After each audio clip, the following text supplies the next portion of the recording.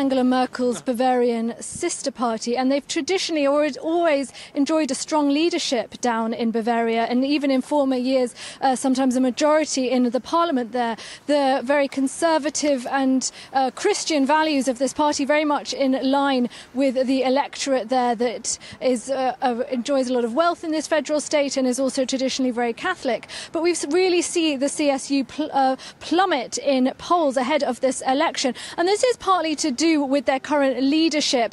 CSU current Interior Minister of Germany, Horst Seehofer, has become somewhat of a comedy villain in Germany at the moment for the way that he consistently threatens to tear apart the very fabric of the German government by what he's accused of doing a lot of political posturing. And that's seen his personal popularity slump. Also, Markus Söder, who is the candidate for the CSU in this election, really has failed to charm voters. But I think what we're seeing happen in Bavaria is what we're seeing happen all over Germany in regional elections and also in the national elections here, which is voters in Germany turning away from the centrist ruling bloc led by Angela Merkel's Conservatives. And this is a really worrying sign for Angela Merkel. In fact, her own party, the CDU, in opinion polls fell to a historic low yesterday of 26%, which is the lowest since records began. We're seeing voters in Germany punish Angela Merkel's party not only over the issue of migration, but also other domestic issues such as housing and the government's handling of the diesel scandal. But also we're seeing voters in Germany turn away from traditional centrist parties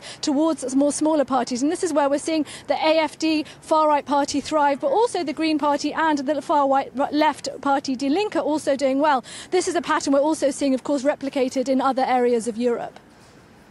Yeah, well, as you mentioned, the AfD, there's a lot of talk about that party and concern about what policies they might bring in. Can you tell us a little bit about that?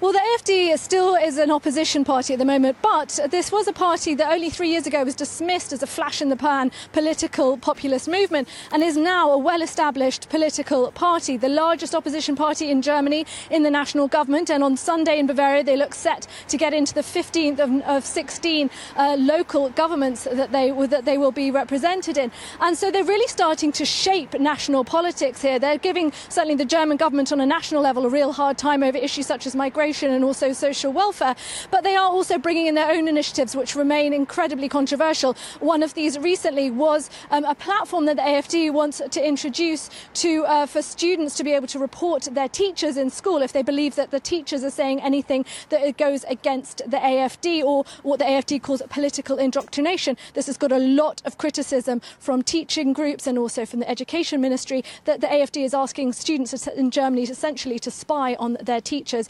Is this just political provocation, or is this a sign of the way the AfD wants to move forward with some of their political policies? Well, they are a force to be reckoned with, and as they continually say, they are here to stay.